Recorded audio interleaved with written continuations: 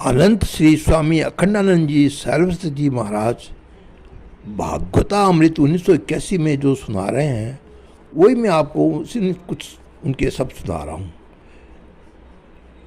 कह रहे हैं, देखो ये उस व्यक्ति की बात नहीं कि जो केवल ये जानना चाहता है कि खाने पहनने पद अधिकारी चीज़ क्या है, जिसके हृदय में धन चले जाने से, रोग हो जाने से, मृत्यु की कल्पना की से भय लगता हो और जिसकी दृष्टि का सत्य का अनुसंधान करने की ओर नहीं जाती हो, उसका जीवन तो नशे में ही बीत रहा है।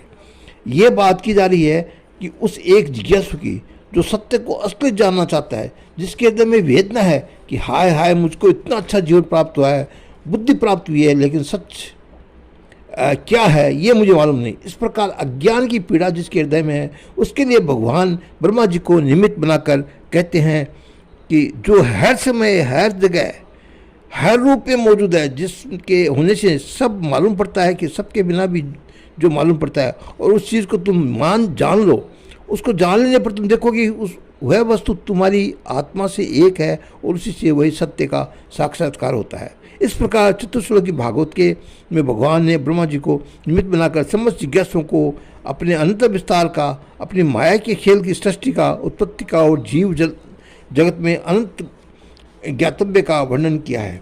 देखो, जैसे चतुर्श्लोकी भागवत है वैसे ही चतुर्श्लोकी महाभारत भी है। चतुर्श्लोकी महाभारत को महाभारत की गायत्री अथवा सावित्री भी बोलते हैं। जिस प्रकार 4 श्लोक में के समस्त श्रीमद्भागवत का ज्ञान वर्णन है, उसी प्रकार 4 श्लोक में महाभारत जैसे विशालकाय महाग्रंथ के प्रतिपाद्य का भी वर्णन है। इस प्रकार इसके बाद द्वितीय स्कंद में अंतिम 10वें अध्याय में श्री सुखदेव जी महाराज परीक्षित को ये बताते हैं, इस भागवत पुराण में 10 वस्तु द्वारा परमात्मा के स्वरूप का वर्णन किया गया है। ये 10 वस्तु क्या है? एक तो ये कि सृष्टि कैसी हुई, दूसरी ये है कि इसमें विविध भूनियाँ कैसे बनी, एक ही तो तत्व है, एक ही पंचभूत है, इसमें मनुष्य, पशु, पक्षी और कीड़े मकोड़े आदि कैसे बन जाते हैं, विविधता कहाँ से आ जाती है, सृष्टि किस स्थान में टिकी हुई है, चौथी है कि इसके सूखने पर इसको सींचने वाला कौन है, पांचवी है कि वासनाएं कैसे कैसे होती है, छठी ये है कि काल का विवाह कैसे होता है, सातवीं है कि भक्तों के चरित्र कैसे होते हैं, आठवीं ये है कि भगवान के प्रेम में मन का विरोध कैसे होता है, नवीं ये है कि मुक्ति क्या है, और 10वीं है कि सबके अधिष्ठान परमात्मा का स्वरूप क्या है। इन 10 वस्तुओं के निरंतर रूप द्वारा सारे मद् भागवत में एक ही तत्व है, एक ही परमात्मा का वर्णन है। यहाँ तक तो श्रीमद् भागवत के पहले और दूसरे स्कंद के विषयों का सारांश पहले स्कंद में बताया गया है कि भगवान के भागवत के अधिकारी वक्ता, श्रोता, सूत, सौनक, नारद, व्यास और सुखदेव, परीक्षित जैसे हो। तो दूसरे स्कंद में ये प्रतिपादित किया गया है कि भगत प्राप्ति के लिए श्रवण ही मुख्य साधन है और उसके इतने अंग है। अब आप लोग भागवत के 3रे स्कंद का सारांश सुनिए। 3रे स्कंद में 33 अध्याय है। इसमें विषयों में द्वारा परमात्मा का वर्णन, विसर्ग, अर्थ और सृष्टि की विविधता, ब्रह्म के प्रकाश में गुणों की विषमता, जो विविध प्रकार की सृष्टि होती है उसमें विसर्ग कहते हैं। परंतु यह विसर्ग शब्द का अर्थ बहुत विलक्षण है। अपनी गीता में पढ़ा है कि संसार में 2 प्रकार के भूत सर्ग होते हैं, एक देव विसर्ग और एक दूसरा असुर विसर्ग। इसलिए 3रे स्कंद में पूर्वार्ध के 19 अध्यायों में असुर विसर्ग का और उत्तरार्ध में 14 अध्यायों में देव विसर्ग का वर्णन है। असुर विसर्ग में हिरण्यकश्यप की कथा और देव विसर्ग में मनु, शत्रुपा, कर्दम, देवहूति तथा कपिल अदिति वंश परंपरा का वर्णन है। अब मैं आपको उसका थोड़ा सा क्रम बताता हूँ। बात उस समय की है कि जब कौरव पांडवों की ओर से भारत महाभारत की तैयारी हो रही थी, विदुर जी धृतराष्ट्र के पास बुलाए गए। क्यों बुलाए गए? इसलिए बुलाए गए कि धृतराष्ट्र को चिंता के मारे नींद नहीं आ रही थी। उनकी यह चिंता सता रही थी कि अब कौरव पांडवों में युद्ध होगा और वंश का नाश होगा, ऐसी स्थिति में हमें क्या करना चाहिए। धृतराष्ट्र नाम का सार्थक था, उन्होंने दुनिया को बड़े जोर से पकड़ रखा था।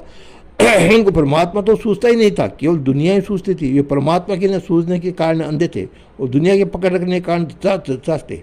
इधर विदुर जी साक्षात ज्ञान की मूर्ति और धर्मराज के अवतार थे। आप लोगों ने सुना होगा कि जब भगवान श्री कृष्ण पांडवों के दूत बनकर हस्तिनापुर गए, तब दुर्योधन ने उनके लिए अपने महल में सजा दिए।